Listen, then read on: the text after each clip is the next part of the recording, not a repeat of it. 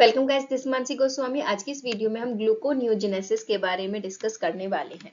Basically ये term क्या है, किसी भी नॉन कार्बोहाइड्रेट प्रिकर्सर से जब हम ग्लूकोज बनाते हैं उसको हम ग्लूकोनियोजेनेसिस बोलते हैं। जैसे कि इसके नाम से ही पता चल रहा है, ग्लूको यानी कि ग्लूकोज का जेनेसिस होना यानी कि सिंथेसिस होना इज नोन एज ग्लूकोनियोजेनेसिस। अब ये नॉन कार्बोहाइड्रेट प्रिकर्सर क्या हो सकते हैं? ये हमारा पायरुवेट भी हो सकता है। जैसे कि हमें पता है ग्लूकोज से हम पायरुवेट बनाते हैं, ठीक है, जिसको हम ग्लाइकोलाइसिस बोलते हैं। हम पायरुवेट से ग्लूकोज भी बना सकते हैं जिसको हम ग्लूकोनियोजेनेसिस बोलते हैं। इसके बाद लैक्टेट हो या ग्लिसरॉल हो, कुछ अमीनो एसिड्स ऐसे होते हैं जिनसे हम ग्लूकोज का सिंथेसिस कर सकते हैं। सिट्रिक एसिड साइकिल के कुछ ऐसे इंटरमीडिएट्स होते हैं जिनको हम अभी आगे डिस्कस करेंगे, जिनसे हम ग्लूकोज बना सकते हैं।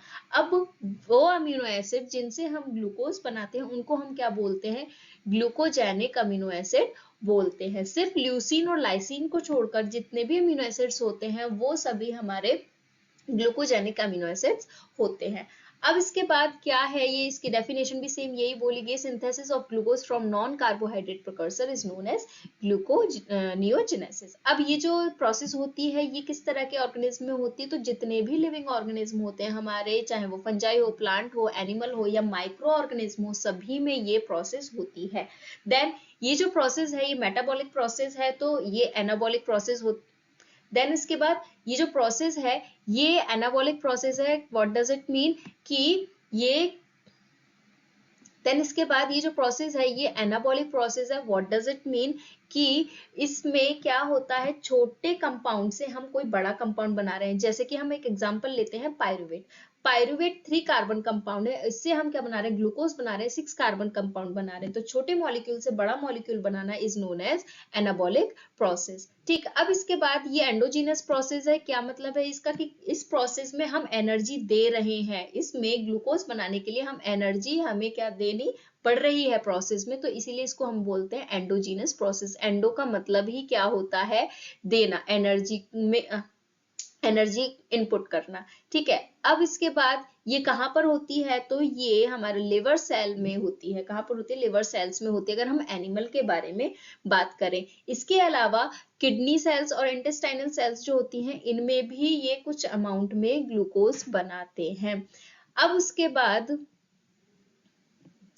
बाद एक क्वेश्चन ये आता है कि ये जो प्रोसेस है ये क्यों जरूरी है और कब होती है? तो बेसिकली क्या होता है, जब हमारे ब्लड में ग्लूकोज का लेवल डाउन हो जाता है तो उस केस में क्या होता है, एक हार्मोन होता है ग्लूकागॉन हार्मोन, ये रिलीज होना चालू हो जाता है। अब ये जो ग्लूकागॉन हार्मोन होता है इसका क्या काम होता है?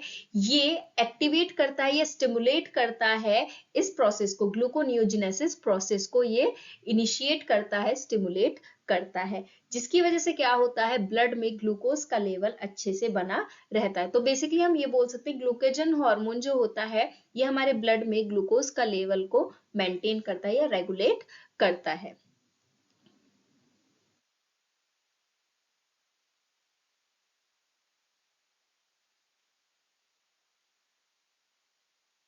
अब हम सभी को पता है ग्लूकोज क्यों जरूरी होता है, क्योंकि ये एक एनर्जी सोर्स की तरह यूज किया जाता है। अब ये ग्लूकोज ही एनर्जी सोर्स की तरह क्यों यूज किया जाता है? कोई और कंपाउंड हम क्यों नहीं यूज कर सकते? तो हमारी बॉडी में कुछ सेल्स ऐसी होती हैं जैसे आरबीसी है या हमारे सेंट्रल नर्वस सिस्टम की जो सेल्स होती हैं, ये सिर्फ और सिर्फ ग्लूकोज को ही as an energy source use कर सकती है, तो इसीलिए ये प्रोसेस जरूरी होती है।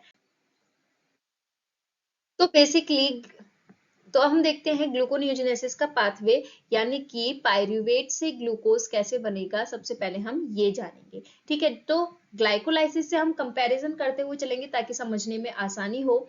ग्लाइकोलाइसिस में हम क्या पढ़ते हैं, ग्लूकोज से क्या बनता है? पायरुवेट बनता है। क्या बनता है? ग्लूकोज से पायरुवेट बनता है। अब इसमें हम रिवर्स कर रहे हैं, पायरुवेट से हम ग्लूकोज बना रहे हैं, तो इसको हम क्या बोलेंगे? ग्लूकोनियोजेनेसिस बोलेंगे। बेसिकली सारे स्टेप सेम होते हैं सिर्फ 3 स्टेप्स को छोड़कर। वो 3 स्टेप कौन से होते हैं जो हम ग्लाइकोलाइसिस में पढ़ते हैं? रेगुलेटरी एंजाइम, यानी कि जो इरिवर्सिबल प्रोसेस होती हैं 3 हमारी ग्लाइकोलाइसिस में, वो उनको छोड़कर और सारे स्टेप सेम होते हैं। वो कौन कौन से होते हैं? सबसे पहले हम क्या पढ़ते हैं, ग्लूकोज से जो ग्लूकोज 6 फॉस्फेट बनता है, ये इरिवर्सिबल प्रोसेस होता है। किस एंजाइम की मदद से? हेक्सोकाइनेज एंजाइम की मदद से। तो एक चेंज यहाँ पर आता है। दूसरा इरिवर्सिबल प्रोसेस हम कौन सा पढ़ते हैं? फ्रुक्टोज 6 फॉस्फेट से क्या बनता है? फ्रुक्टोज 1,6 बिसफॉस्फेट जो बनता है फॉस्फोफ्रुक्टोकाइनेज एंजाइम की मदद से। तो दूसरे स्टेप ये हमारा इरिवर्सिबल होता है ग्लाइकोलाइसिस में, ठीक है।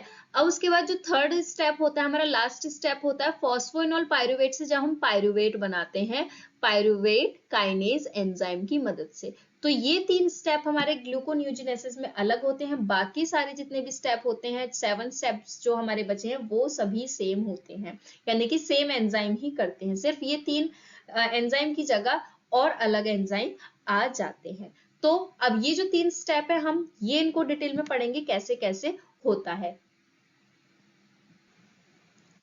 तो सबसे पहले हम ये देखेंगे, तो ग्लूकोन्यूजिनेसिस में फर्स्ट स्टेप क्या होगा, पायरुवेट से क्या बनाएंगे, फॉस्फोइनोल पायरुवेट बनाते हैं। लेकिन अब यहाँ पर क्या होता है, ग्लूकोन्यूजिनेसिस में पायरुवेट डायरेक्टली फॉस्फोइनोल पायरुवेट नहीं बनाता है, इसमें एक स्टेप और जुड़ जाता है, जिसमें कि क्या होता है, ये जो पायरुवेट होता है ये क्या बनाता है, ऑक्सैलो एसीटेट बनाता है। क्या बनाएगा, सबसे पहले ऑक्सैलो एसीटेट बनाएगा। अब ये जो ऑक्सैलो एसीटेट होगा ये फॉस्फोइनोल पायरुवेट में कन्वर्ट होता है, तो एक स्टेप यहां जुड़ जाता है, ठीक। तो अब इसमें क्या हो,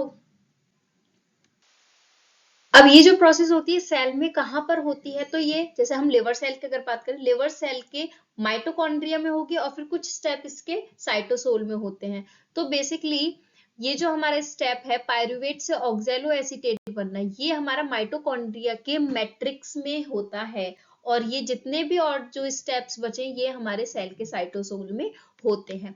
अब ये सोचने वाली बात है कि ये जो पायरुवेट होता है, हम पढ़ते हैं ग्लाइकोलाइसिस साइटोसोल में होता है, तो यानी कि जो पायरुवेट है ये कहां पर बन रहा है, ये हमारा साइटोसोल में बन रहा है। तो साइटोसोल से ये जो पायरुवेट है इसको माइटोकॉन्ड्रिया के मैट्रिक्स में आना जरूरी है। तो सबसे पहले क्या होता है, जो पायरुवेट होता है ये माइटोकॉन्ड्रिया के मैट्रिक्स में आता है with the help of which process,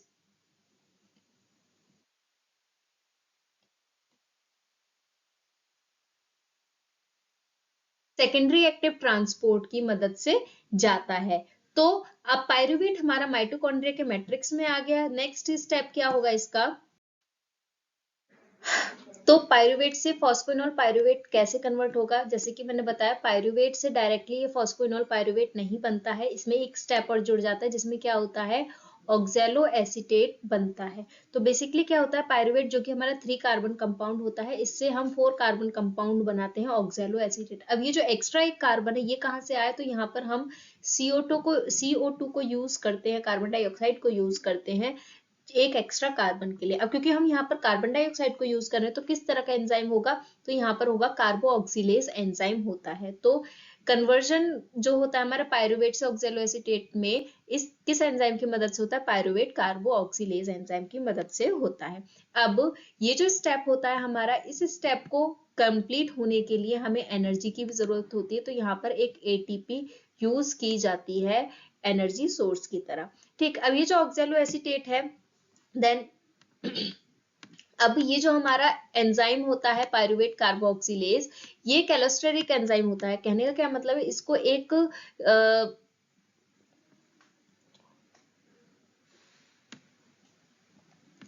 अब ये जो हमारा पायरुवेट कार्बोक्सिलेज एंजाइम है ये एक क्या है, एलोस्टेरिक एंजाइम है, यानी कि इसको एक और ऐसा साथी चाहिए होता है, प्रोस्थेटिक ग्रुप चाहिए होता है, जिसकी वजह से ये अपनी कैटालिटिक एक्टिविटी को एनहेंस कर सके। तो यहाँ पर हम क्या यहाँ पर ये जो एंजाइम होता है क्या यूज करता है, बायोटीन यूज करता है as an energy sorry as a prosthetic group, जो कि जिसका क्या काम होता है, CO2 को एज ए कैरियर की तरह,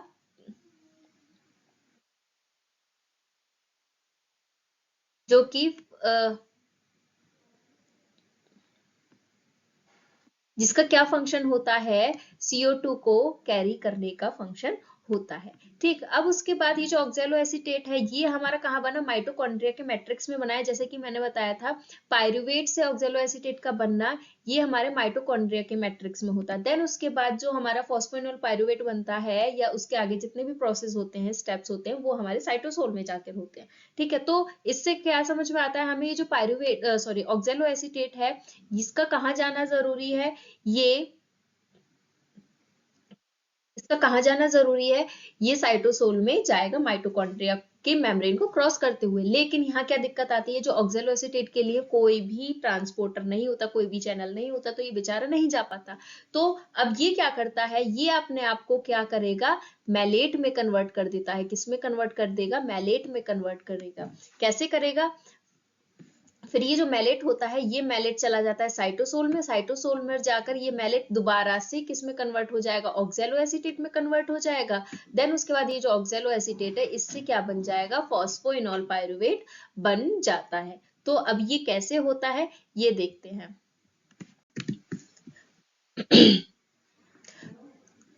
तो ऑक्सैलोएसीटेट का क्या होगा, ट्रांसपोर्ट होगा फ्रॉम माइटोकॉन्ड्रियल मैट्रिक्स से कहाँ, साइटोसोल में। तो ये जो हमारा ऑक्सैलोएसीटेट होता है, इसका होता है रिडक्शन। रिडक्शन से क्या मतलब है कि एक हाइड्रोजन रिड्यूस। तो अब ये जो हमारा ऑक्सैलोएसीटेट होता है, इसका होता है रिडक्शन किसकी मदद से, NADH की मदद से। तो ये एक NADH यूज किया जाता है जो कि NAD में कन्वर्ट हो जाता है बाद में, ठीक है। रिडक्शन होने के बाद ये क्या बना लेता है, मैलेट बना लेता है। और ये किस एंजाइम की मदद से होता है, मैलेट डिहाइड्रोजिनेज एंजाइम की मदद से होता है। अब ये जो मैलेट होता है, ये आसानी से माइटोकॉन्ड्रिया के मेम्ब्रेन को क्रॉस कर कर साइटोसोल में जा सकता है, क्योंकि इसके पास इसके लिए एक ट्रांसपोर्टर प्रेजेंट होता है।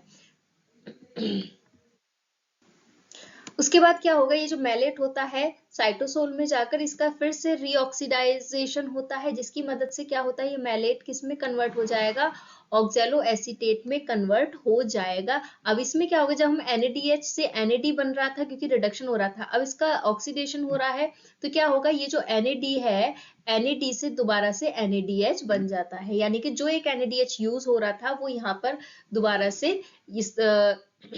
से रीगेन हो जाता है, ठीक। देन उसके बाद क्या होगा,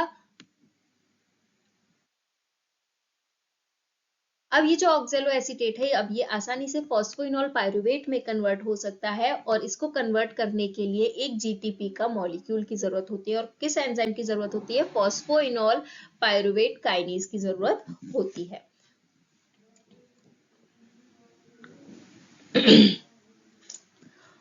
अब ये जो ऑक्सैलोएसीटेट है, आसानी से फॉस्फोइनॉल पायरुवेट में कन्वर्ट हो जाएगा। और किस एंजाइम की मदद से, फॉस्फोइनॉल पायरुवेट कार्बोक्सीकाइनेज की मदद से। हो गई जो हमारा फॉस्फोइनॉल पायरुवेट है, फॉस्फोइनॉल पायरुवेट को हम चेंज करेंगे फ्रुक्टोज 1,6 बिस फॉस्फेट में, बिल्कुल सेम ऐसे ही जैसे ग्लाइकोलाइसिस में करते हैं। यानी कि जस्ट इसका रिवर्सिबल होगा, ग्लाइकोलाइसिस का सेम एंजाइम ही यूज किए जाएंगे। देन उसके बाद फ्रुक्टोज 1,6 फॉस्फेट से हम बनाएंगे फ्रुक्टोज 6 फॉस्फेट। अब क्योंकि ये इरिवर्सिबल प्रोसेस है ग्लाइकोलाइसिस का, ये सेकंड स्टेप है जहां पर चेंज होता है जो कि अलग है। तो यहाँ पर एंजाइम भी चेंज हो जाएगा, यानी कि फ्रुक्टोज 1,6 बिस फॉस्फेटेज एंजाइम का यूज किया जाएगा। जब हम ग्लाइकोलाइसिस में फ्रुक्टोज 6 फॉस्फेट से फ्रुक्टोज 1,6 बिस फॉस्फेट बनाते हैं, तो हम वहां पर ATP यूज करते हैं, एनर्जी की जरूरत होती है। लेकिन इस प्रोसेस में, इस स्टेप में एनर्जी की जरूरत नहीं होगी। फिर उसके बाद ग्लूकोज 6 फॉस्फेट से जैसे हम फ्रुक्टोज 6 फॉस्फेट बनाते थे ग्लाइकोलाइसिस में, सेम रिवर्सिबल प्रोसेस है, वही एंजाइम यूज किया जाएगा। देन उसके बाद ग्लूकोज 6 फॉस्फेट से हम बनाएंगे ग्लूकोज, फाइनल हमें जो चाहिए। तो यहाँ पर क्या होगा, ये भी जो स्टेप है ये भी चेंज हो जाएगा, यहाँ पर भी एंजाइम चेंज हो जाएगा, ग्लूकोज 6 फॉस्फेटेज एंजाइम का यूज किया जाएगा इन प्लेस ऑफ हेक्सोकाइनेज। तो अब यहाँ पर एक पॉइंट ये याद रखने वाला है कि ये जो हमारा एंजाइम होता है ग्लूकोज 6 फॉस्फेटेज, ये एंजाइम सिर्फ हमारे लिवर और किडनी सेल और इंटेस्टाइनल सेल में पाया जाता है।